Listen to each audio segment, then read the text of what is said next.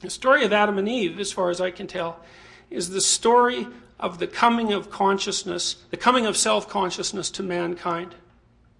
And I think that the human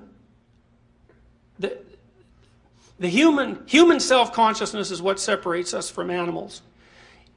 In Genesis, there's an insistence that when Adam ate the apple that Eve offered to him, the scales fell from his eyes, and the first thing that he realized was that he was naked. And what that seems to me to mean is that, I think it means, first of all, that women make men self-conscious. And I think there's ample reason to presume that, and there's good evolutionary reasons for suggesting why that might be the case. Because sexual selection among human beings has been a primary force of evolutionary development, and sexual selection in human beings is primarily conducted by women. So, for example, as Roy has pointed out in his address to the APA a few years ago, and I hope I get this right, twice as many of your relatives were women as men. And that means that women are more frequently reproductively successful than men, and that they reject most men. And the rejection of a man for reproductive purposes by a woman is the most serious form of rejection that's possible from an evolutionary point of view, because the judgment is that, well, you might be nice enough to talk to, but you're sure not fit to have your genes propagate into the next generation. So it's no wonder that women can make men self-conscious, and I think there's some reason to presume that it's the sexual selection forces that women placed upon men that drove rapid human cortical evolution and the development of self-consciousness. Now that's a leap, and there's no way I can justify that in the course of this particular talk, but I think there is good reason to presume that it's the case. In Genesis, human beings become self-conscious, and the first thing that happens to them is that they realize they're naked, and then the next thing that happens to them is they develop the moral sense to tell the difference between good and evil. And it's a very strange thing, because in some sense, before a creature is self-conscious, there is no distinction between good and evil, because as I said before, a predator is not evil, it's just a predator.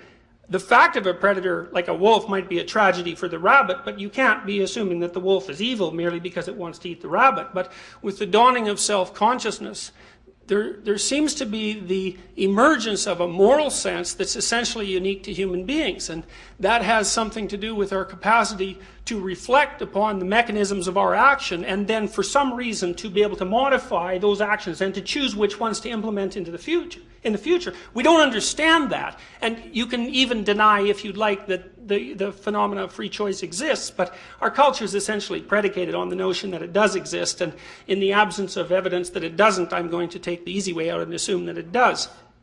Otherwise, things fall apart, and they fall apart badly. After Adam and Eve become self-conscious, the first thing they do is clothe themselves. And to me, that's a mythological description of the emergence of culture as an intercession between the fundamental vulnerability and nakedness of the human form and the depredations of nature. If you realize that you're vulnerable and prone to death, the first thing you're going to do is to start rearranging the manner in which you construe yourself so that you can protect yourself from such an unfortunate outcome. That's, I think, partly why God curses Adam with the necessity of work once God finds out that people have become self-conscious. Like if you know that winter is lurking in the future, for example, you're going to work. And animals don't work. They're just motivated to do whatever they do. But humans work, and that means they subvert their day-to-day motivations, their immediate motivations, for the purposes of future security. And there's a real cost to that. I mean, part of the cost is separation from the pure and unadulterated flow of animal life. And I believe that people suffer from that absence of flow continually. And the advantage they gain from it is that they can plan for the future, but the disadvantage is that they're calculating and cold and separated from their own instinctual resources. Eve, of course, is cursed by what's going to be terrible pain in childbirth. And that's related to the development of the immense skull size that characterizes human infants and their incredibly lengthy period of dependence, which is also associated with their immense brain. After Adam and Eve become self-conscious, they hide. And this is actually a comical part of Genesis. It's never really read as a comedy, but it is a comedy. Even the fall itself is a comedy. And so they're hiding away behind a bush. And God comes walking through the garden. And God, the infinite, is accustomed to walking with Adam with no interruption of the flow of information between them. But Adam isn't there, and God says, you know, where have you gone? And Adam says, well, I'm hiding. And God says, which is kind of stupid, really. And this is why it's a comment. It's like he's hiding behind a bush, and this is God, and he can see through bushes. And like Adam should know that, but it doesn't really matter. He's hiding behind this bush anyways. And God, so Adam says, I'm hiding, and God says, well, why are you hiding? Well, it's because Adam is ashamed. And Adam says, well, I'm naked. And this is an example of the tremendous compression of human wisdom into a few lines that characterizes mythology. Say, well, why would people hide from God once they realize they're naked? And I would say, well, that's pretty obvious. Like, once you know you're vulnerable. Or do you really have enough courage to manifest any sort of semblance of a divine destiny?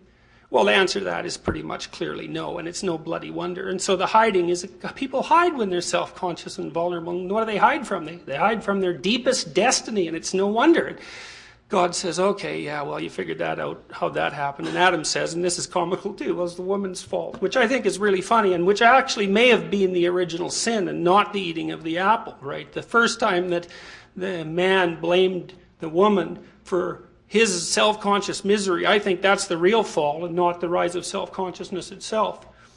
Anyways, we know the rest of the story. God says, oh, well, the cat's out of the bag now, you know you're vulnerable, and from here on in, history starts. You're out of paradise. You're out of unconscious identification with the natural world. You're going to work. You're going to sweat. Lots of the time it isn't going to work. And women, they're going to be beholden to their husbands, not because that's divine fiat, but because the developmental dependency of a human infant is so extreme that women are cursed to rely on men for protection when they're at their most vulnerable. Fine. So that's self-consciousness and an explanation for why people would hide away from their destiny. But then the next story, the Cain and Abel story, really elaborates that out and describes it. And so Cain and Abel, of course, are two sons of Adam and Eve. And they're really the first people.